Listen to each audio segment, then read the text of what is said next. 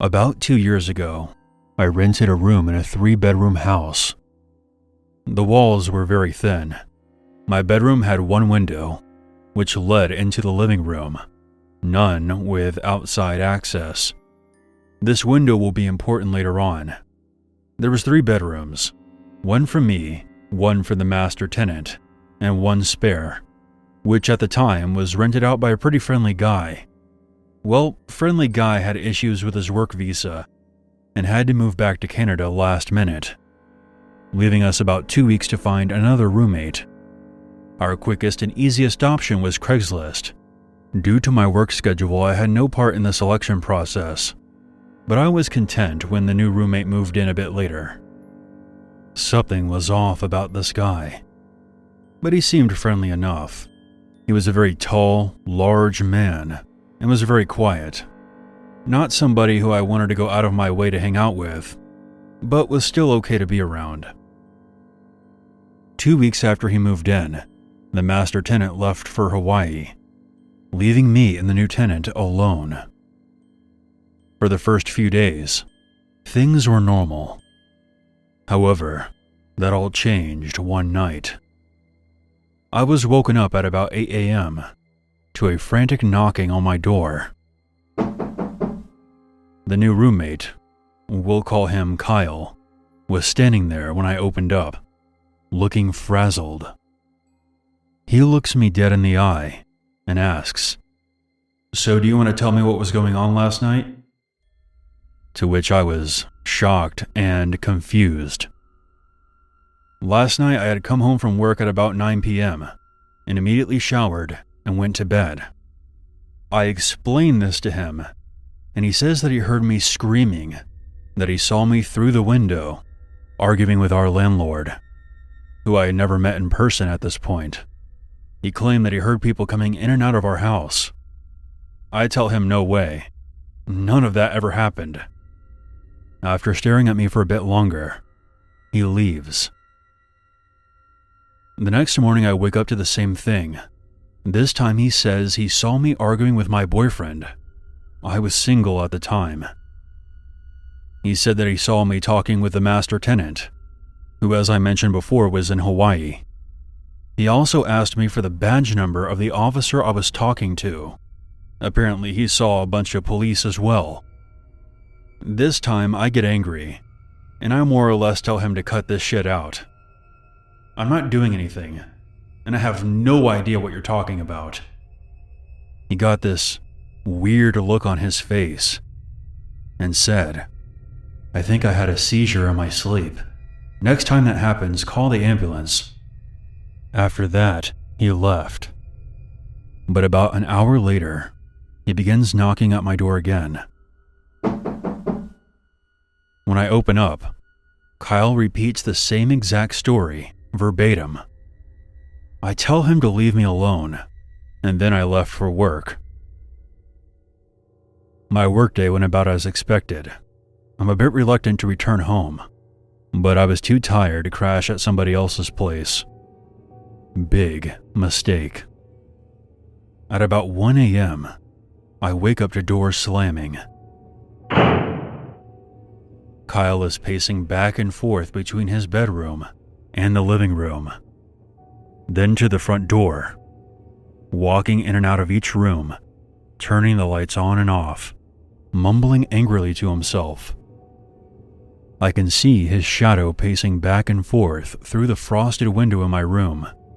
Since my room is dark, he can't see inside. Suddenly he screams, "I can't live like this anymore. Why are you doing this to me?" I thought he was on the phone, so I didn't respond. A few moments later, he screams my name. I then realized his statements were directed at me. I knew I had to get out of there, so I quietly crept out of bed and started getting dressed, packing up bags of clothes for work in the morning. I'm almost done when he screams, "I can hear you." He then charges over to my room, slapping the wall next to my door, but not touching the door itself. I look toward my window and I see his shadow lean all the way forward, pressing his ear against the glass. I was fucking terrified, and I sat completely still, not moving a muscle. He eventually screams my name again and moves away from the window. I hear him start pacing between rooms again. Now my shoes are kept on a rack outside my door and not inside my room, so I know that when I leave, I'm going to need a moment to put them on. I decided to wait until he was back in his room, at which time I plan to grab my shoes, put them on, and run. As I'm formulating this plan, the pacing stops. He then screams, "Do you want to fight about this? Come on out right now, and we'll fight, I swear to God." Now, I am a very small girl, and only 5 feet tall. This guy is easily 3 times my size, so I'm definitely not looking to fight. After a few minutes, he turns off all the lights, and I hear the door to his room open and close, followed by silence. I wait for a moment to be sure I can't hear any movement, and then I decided to take my chance. I took a breath and opened my door quickly, then stepped out and grabbed my shoes, before looking up a second later to see him standing there in the dark hallway with nothing but a pair of boxers and socks on. He then spoke in a low, calm voice. "Ma'am, we need to talk." That was a hard no from me, so I grabbed my shoes and ran out the front door with them in hand. I ran about half a block barefoot before stopping and putting them on. When I looked behind me, I saw him standing in the porch light of our front door, watching me run, but not moving. Luckily for me, I had a friend who lived about 2 blocks away, and I had their spare key on me. So I let myself in and crashed there for the night, and that's where I stayed for the next week, while we worked things out with our landlord. Kyle agreed to move out within the week. He said he didn't remember anything that happened, and wasn't sure if it was real or not, but if I said that's what went down, then it must be true. The day Kyle left, he sent me a photo of the house keys sitting on the table, along with a message that said, "I'm out." I take a friend over there with me to scout it out, and to make sure he actually left. When we got there, we discovered that not only did he leave a bunch of food and furniture behind, but he had ripped out all the fire alarms from the ceiling, and had unscrewed and removed the deadbolt from the front door, and left them lined up neatly on the front table. The door to my bedroom can only be locked by using a key from the outside, and had been locked when we arrived, which meant that Kyle still had a key to my room. We called the locksmith right away. Even after the locks were changed, I was still terrified to stay there alone, and never went to sleep at night without barricading the doors with chairs and other furniture. To this day, I still fear for his safety. He obviously had some kind of psychological condition, but I also wonder what could have happened to me if I hadn't been as lucky as I was.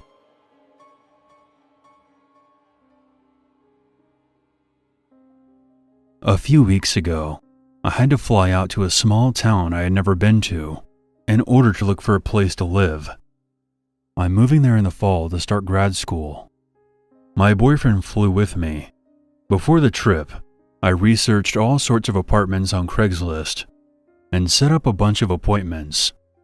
Our first appointment was in the afternoon, in this sort of remote residential area. The landlord sounded fine over email and asked me to call him about an hour before the appointment to confirm that I was still coming. I called, but he didn't answer. So my boyfriend and I started walking to the house and just hoped that he would show up. About 10 minutes before the appointment, the guy calls me. "Hey, are you coming?" He sounded like an older man, and had this very strange, slow way of talking. But I just thought he was older. Yes, we're in front of the house now. He then got extremely upset. We? Oh yeah, my boyfriend's with me. You never told me you had a boyfriend. You never said that. It had never crossed my mind to tell him this information, since my boyfriend would not be coming to live with me. He was just helping me look for apartments on the trip. I told the man, and after a very long pause, he said, I'm sorry. It's just, sometimes people don't tell me when they're married, and it surprises me. I'll see you soon. He then hung up. I told my boyfriend about what the man said, and he was immediately weirded out. He wanted to leave. But there were slim pickings in terms of real estate, so I stupidly said that we had to stay, in case this was the place. As we were discussing this, we see a man leave the house we were going to view. This man was young and extremely sketchy looking. He took one look at us and ran to his car and pulled away from the curb with a screech. Okay, so now we're really starting to get creeped out. But this isn't enough for us to just bail. Yet. Me and my boyfriend looked at each other, wondering what to do. Soon, the landlord arrives. He looked to be in his 50s, very tall and strong looking. His eyes were completely blank and devoid of emotion. He slowly walks up to us and says, I would shake your hands, but mine are dirty. Where from? My boyfriend asks. Work, he flatly responds. He then asks me a lot of questions, completely ignoring my boyfriend. What am I going to school for? What other places am I considering for living? Is my boyfriend moving to this town as well? The entire time, he stares into my eyes without blinking. I try to give him answers that are as vague as possible. Meanwhile, my boyfriend is asking the landlord the same kind of questions, which he refuses to answer any of them. He then says, out of nowhere, Let me show you the basement. At this point, we really should have left, but we didn't. I kept thinking that this was an eccentric old man from a small town, and we're city folk, and he was just feeling paranoid. My boyfriend, on the other hand, wanted to get out of there, but he followed us, as the man led us to the back of the house, away from the street, to this sort of detached shed. He opened the door, and we saw that there were stairs leading down into utter darkness. He flipped the switch at the top of the stairs, and the light did not turn on. Normally, the response for this would be, "Oh shit, the light's out," or something like that. But he just says, and slowly walked down into the darkness. He then just stood there, without moving, in the dark, then said, "Aren't you coming down?" There's nothing to see if the light's out," says my boyfriend. The landlord just stands there for a long time, then slowly walks back up the stairs and closes the basement door without saying anything.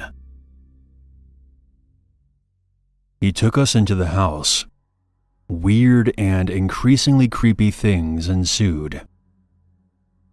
The front door, the only exit to the house, locked automatically. When my boyfriend tried to fiddle with it, the man became very upset and told him to leave it alone. He managed to get it open secretly, though. The man kept trying to box us into small rooms and kept reaching his hands into his pockets, only to take them away when he caught us looking. On CRAIGSLIST and in person, the man claimed that there was a grad student already living in the house, but the evidence of that seemed arranged. There were neat piles of generic textbooks on the table. but not things a 20-something-year-old might read. There was a bowl of fruit on the table, but there was no other food in the fridge or pantry, or even utensils.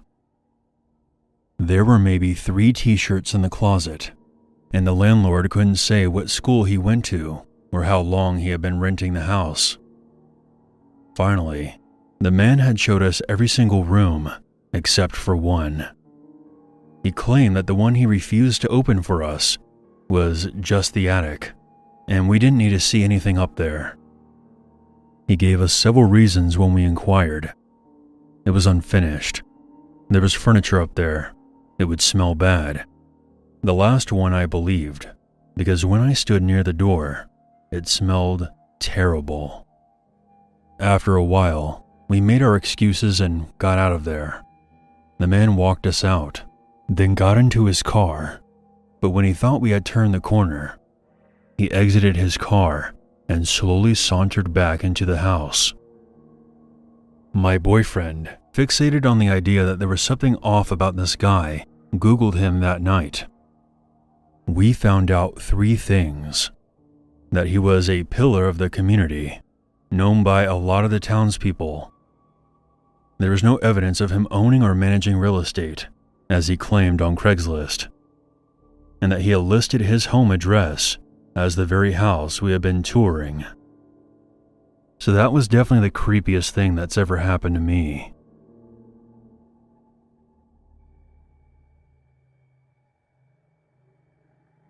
When I was 21, I transferred to a college in San Francisco. I checked out a room for rent on CRAIGSLIST. It was a really nice 2-bedroom apartment. It was cheap rent and close to campus, so it was the ideal spot. The girl who lived there was 29, and her name was Beth. She was tall and wide, had jet black hair, and wore pale makeup. She seemed nice, although a bit quiet. She seemed to like me, and agreed to allow me to move in. So far, so good. My first night there, we went out for pizza, and that's when I could tell that there was something a bit off about her. Throughout dinner, she kept telling me how much I looked like Shia LaBeouf. I didn't know what to say, so I just shrugged it off with a, thanks? I mean, I look nothing like Shia LaBeouf, so it didn't make any sense to me. When we got back home, she asked me if I had seen her room yet. I said no, and she took me to see it. Her walls were covered in posters of Shia LaBeouf. She even had printed out photos of him all over her mirror. She owned all of his movies. I didn't know what to make of it. This was creepy. The whole night she had been saying that I looked like him, and now it's obvious to me that she's obsessed with the guy. A few weeks pass, and I don't really see her that much. She would come home from work and practically run into her room. But sometimes at night, I would hear this creepy high-pitched giggling through the walls.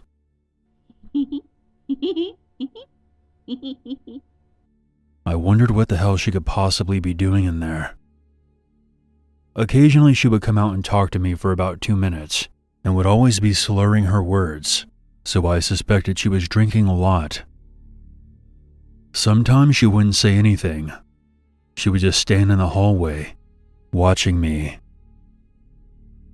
I would turn and see her and be surprised and say, hello, Beth. Then there would be this long, awkward pause, and she would give me her creepy, high-pitched giggle.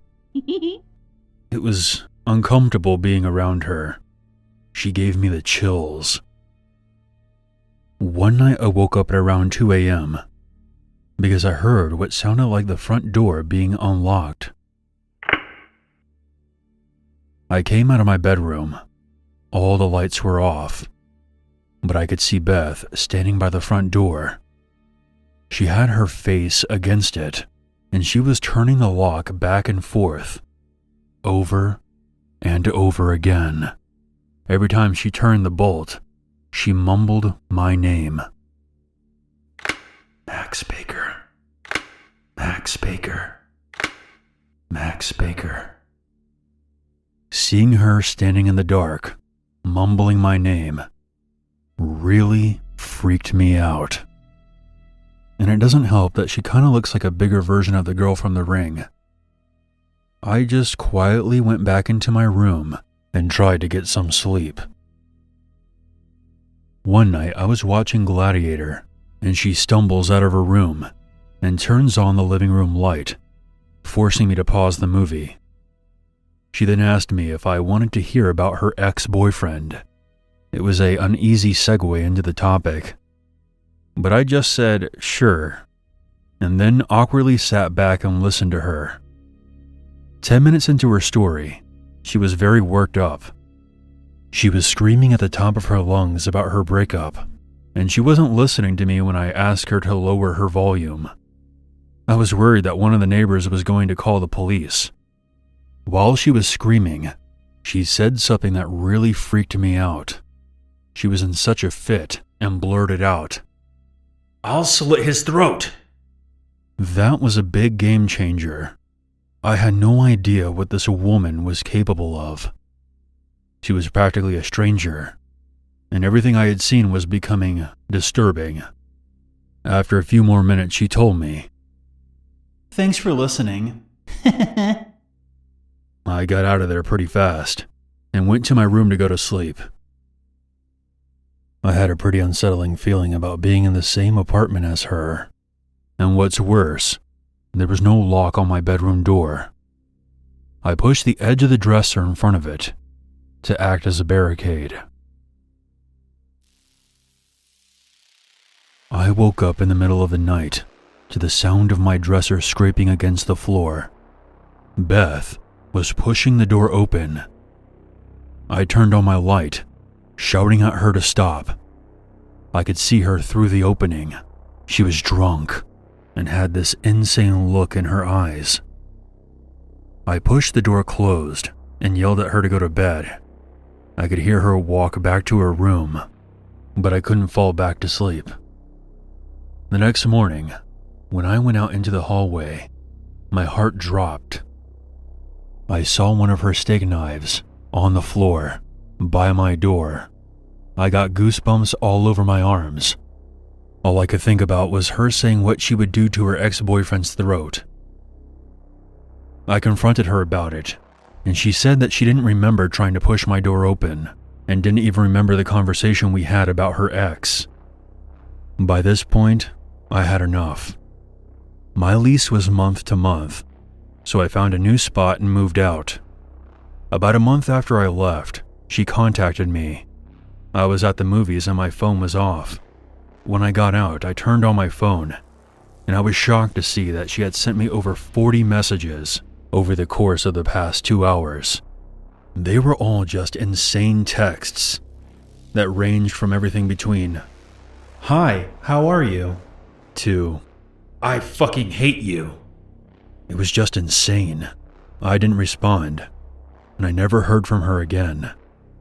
I've always wondered, what would have happened if I didn't set my dresser by my door that night? Would she have quietly entered my room with a knife? Ugh, that just freaks me out. This happened at my parents' house when I was 14 or 15 years old. I'm 25 now, but thinking about it still gives me goosebumps. It was nearing the end of my summer break, and my parents decided that they were going to go on one more fishing trip before students started going back to school. My mom ran a cafe in front of the high school. They gave me the usual rundown of how to reach them and blah blah blah, and they were on their way. They took my dad's Jeep. My mom's car was in the shop at the time, so going out was completely out of the question for me. So I did what any teenage girl would do with a house empty of adults and a fully stocked bar. My dad was quite the drinker. I stayed home all weekend and ate junk food and binged every B horror film that my dad had rented from Netflix. This was back in the mail-order DVD days. It was Saturday night, technically Sunday morning, and I was downstairs on my dad's leather recliner, bowl of popcorn in hand, eyes glued to the television, as I watched Ring You. I had all the lights off to get myself into that horror movie feel. When I had to tinkle. I didn't want to turn on the lights because I'm lazy. So I walked over to the bathroom by the front door and did my business. I didn't bother turning on the bathroom light because, again, I'm lazy. As I sat there pondering the plot of Ring You, I looked up at the window that faced the front yard. It's an oval window, and instead of buying curtains for it, my dad used some of that frosted privacy film. It basically keeps anyone from looking in, but you can still vaguely see things on the other side. Well, as I'm zoned out, I noticed something quite odd. There's a shape in the window that looks a lot like a person standing there. Now, the reason I say this was odd was because the front porch lights were off. There was a shadow because of the street light in front of our house. As my gears were turning, the shadow moved out of sight. It was at that exact moment that I realized that whoever was out there got past the lights without them going off. Like most porch lights, ours are motion sensitive. Actually, they were super sensitive. A large leaf falling would set them off. The only way not to make those lights go off is if you went around the side of the house and crawled over the banister. As I came to this realization, I also noticed that this person was standing outside of our front door. I awkwardly slid off the toilet, pulled my pants up, and did a military-style crawl to the living room and proceeded to freak the fuck out. Whoever this individual was had to have practiced not making the lights go off. Also, there were no cars in the driveway. There's always my dad's Jeep or my mom's car in the driveway. This was the first time that our driveway was empty, so they probably thought that nobody was home. As I'm lying on the floor, my ears perked up at the sound of someone pacing.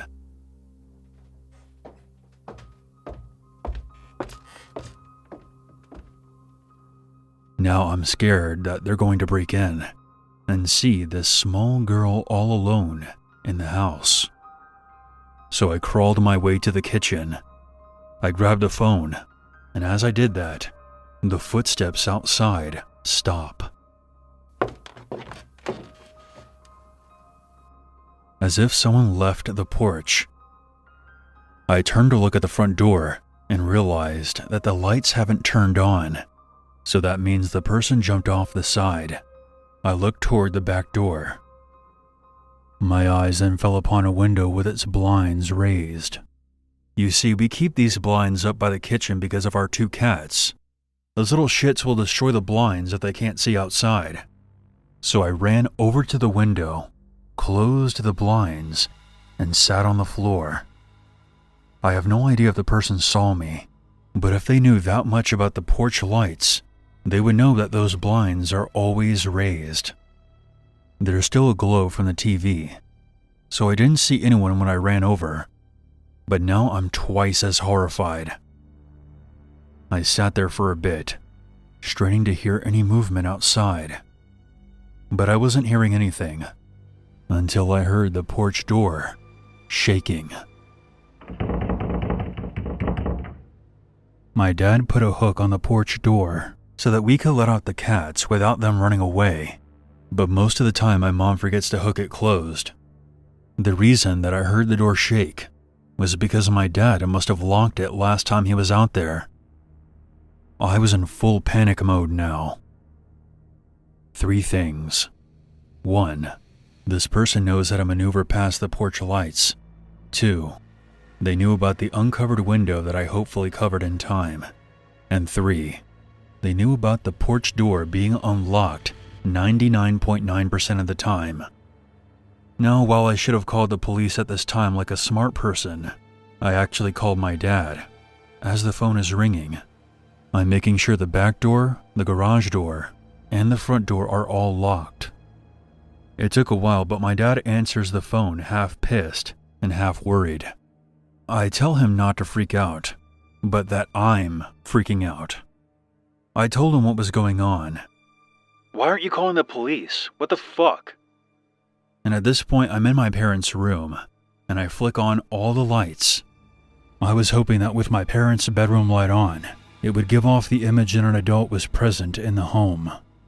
He said he would call the neighbors, and for me to hang up and call the police. Before I called the police, I casually turned on every light in the house. By casually, I mean I ran around the house like a crazy person. When the police arrived, nobody was found.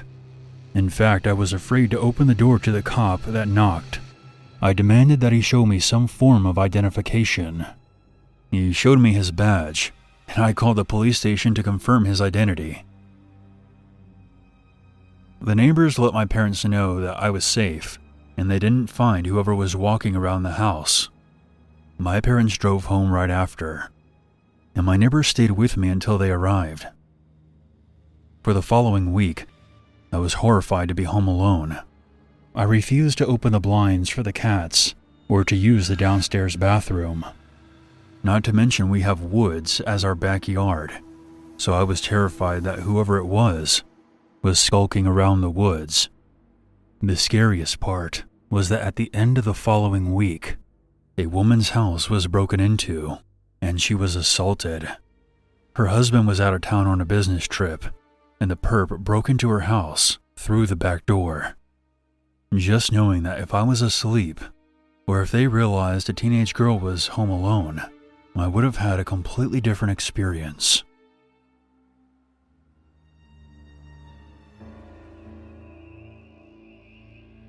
Before I tell my story, let me set the scene. It was the summer of 1996, and I was 15 years old. I grew up in a good neighborhood, in a typical Swedish university town with my dad. I was a pretty well-behaved kid, did very good in school, didn't smoke or drink. In fact, I didn't even want to go to any parties. I didn't have a boyfriend at the time, but I did have a crush on a guy from school. And I felt pretty sure that he was curious about me too, but I guess we were both shy people. This took place at the end of August, when the light summer nights start to slowly grow darker, and the days get shorter. It was a very hot summer, and all the popular girls would wear these white tight tops to show off their midriffs. And one day I bought myself one, just to try and see what it was like to be a normal teenage girl. I had those silly shoes on too, the Spice Girl ones that sprang to many ankles during that era. Looking back now, I wonder if it was this outfit that started it all. I began to start getting notes. They were placed in the basket of my bicycle. Notes with messages like, "I like your style, baby," and "growing into a woman before my eyes."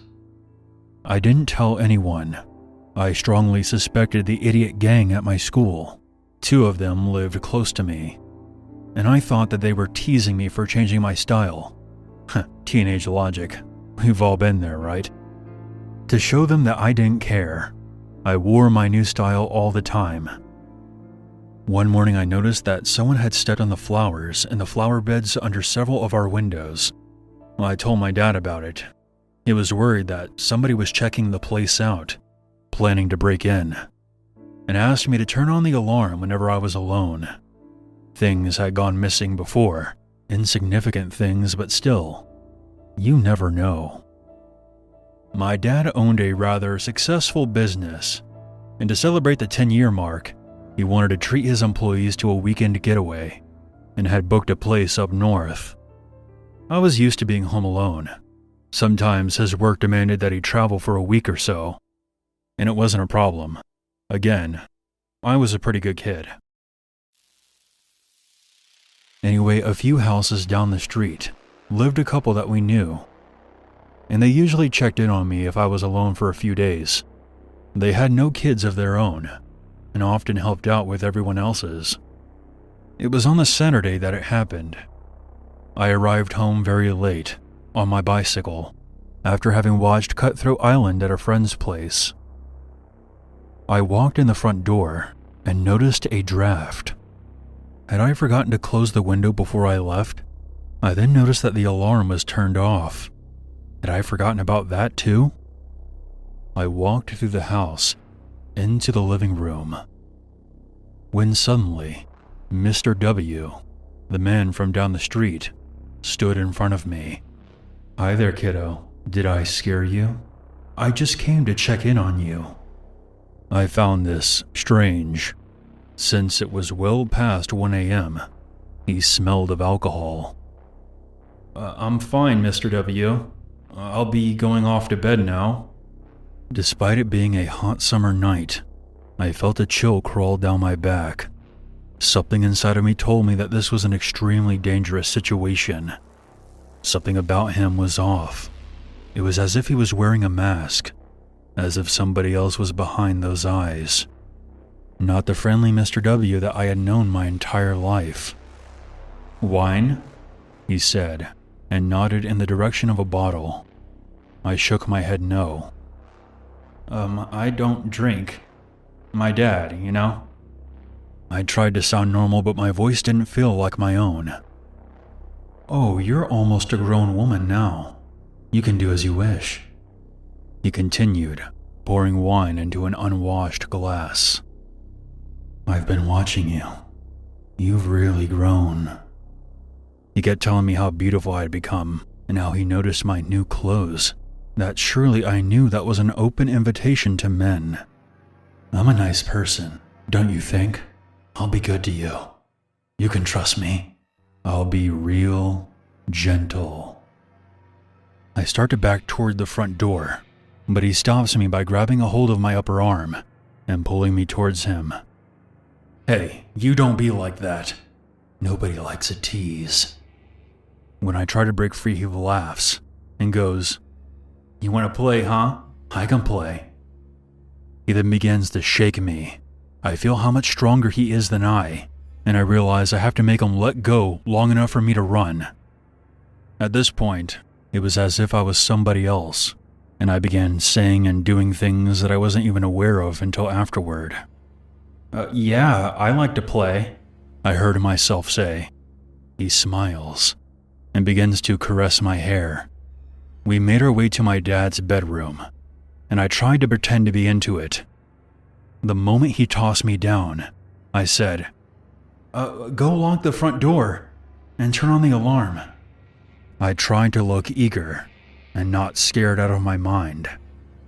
"Okay, don't move," he says as he walks away. I was on my feet faster than I thought possible, and I locked the bedroom door from the inside. My plan, however, had not turned out as I had hoped. He had taken me to my dad's bedroom, not my bedroom. My bedroom had a window that led out to the roof of the garage. From there, I could have jumped down, but my dad's room had no such escape. But it did have a phone. My brain had forgotten the number to the police. Remember that this is in Sweden. It isn't 911. The only other number I remembered was my dad's work number. When I called it, he answered almost right away. My dad immediately called the cops from his other phone. While I still had him on the line, Mr. W was trying to pick the lock with a screwdriver, shouting at me and promising to gut me like a fish.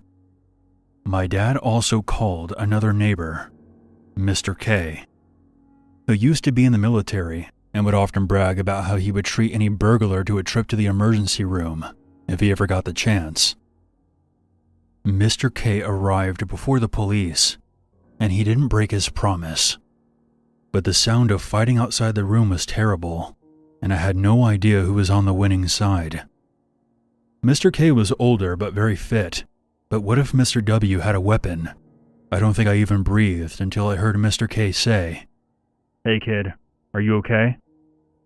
I didn't dare leave that room before the police arrived. I was almost unable to move.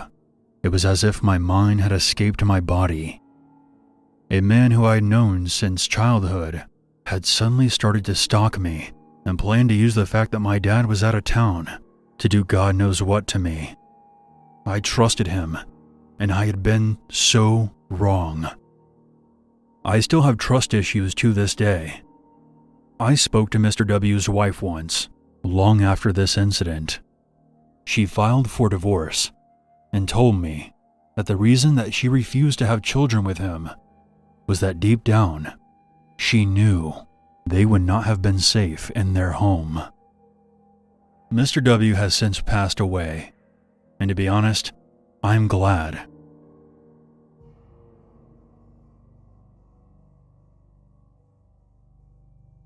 This story took place last summer. My brother and I, along with his girlfriend and a couple of her friends, decided to venture down to Bournemouth for the day, which is a large seaside town on the south coast of England. It's a gorgeous holiday location for the most part, but no matter where you are, if there's a large gathering of people, you can run into some very shady characters. While we were walking together around the park area, my brother's girlfriend said she wanted to head to the shopping center with her friends and asked if we wanted to join in. My brother and I, who I will call John, were not very keen on that idea, so he said that we would join her later.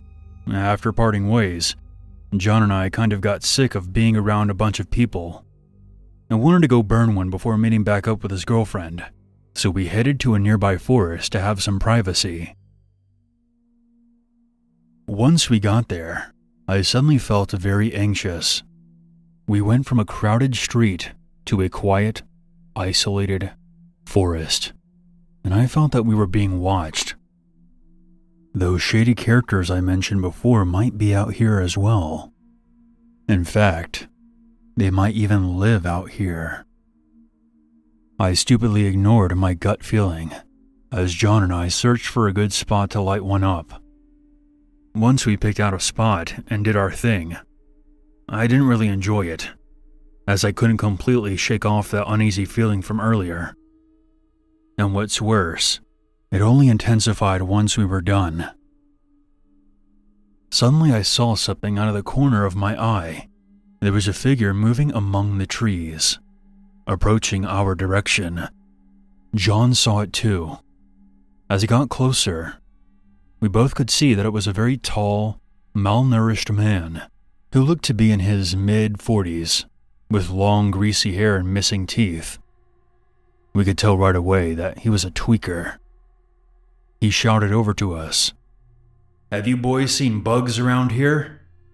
John and I looked at each other in confusion and yelled back to him, No man, no bugs here." The man then shouted, "Shit," and then took off in the opposite direction. Okay, that was fucking weird. Just your average crackhead, I guess. John joked, but I was not in a laughing mood. My paranoia increased, realizing that we weren't alone out here. And I was left wondering how many more people could be around here.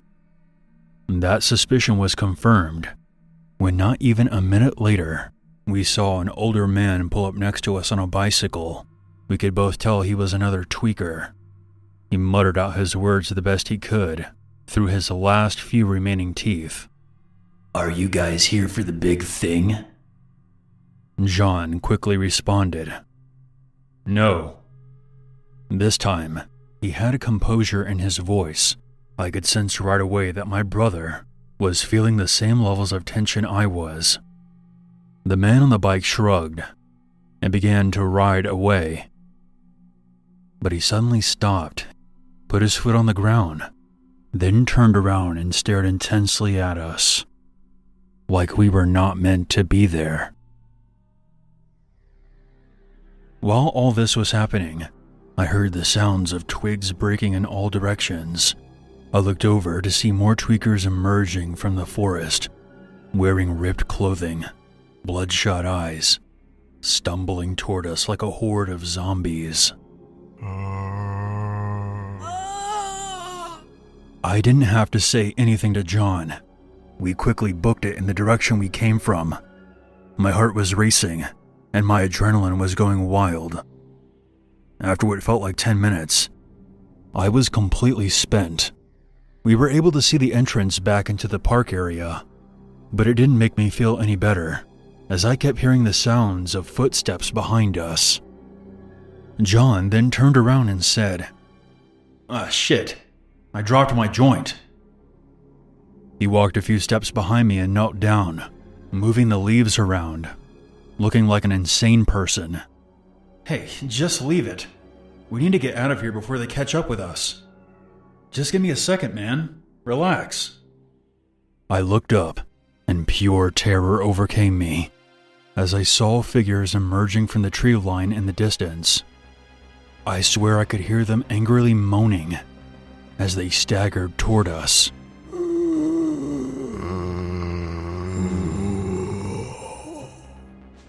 "Forget about the joint. I don't want to be eaten alive." What? The zombies, man. They're coming right for us." I know that what I was saying was irrational, but at the time, I genuinely believed we were being pursued by a horde of the undead. You couldn't convince me otherwise. I didn't give him a chance to respond. I grabbed him and forced him to his feet. We managed to make it out of there without so much as a scratch or a bite. The tweaker zombies didn't follow us beyond the park entrance and slowly disappeared back into the woods. We stayed around the park and eventually met back up with John's girlfriend and told her about the terrifying encounter we had. She thought it sounded hilarious. We can laugh about it now, but my brother and I were still shaken up about it. I still question what intention those crackheads had and why they were there with us. My best guess is that we got in the middle of a huge drug deal. Maybe the first guy we saw was the dealer, and once we scared him off, the tweaker zombies probably thought we were the ones slinging. Or maybe it was something else. I will leave it up to the imagination of the viewers. One thing is for sure, I will never venture into unfamiliar territory again, especially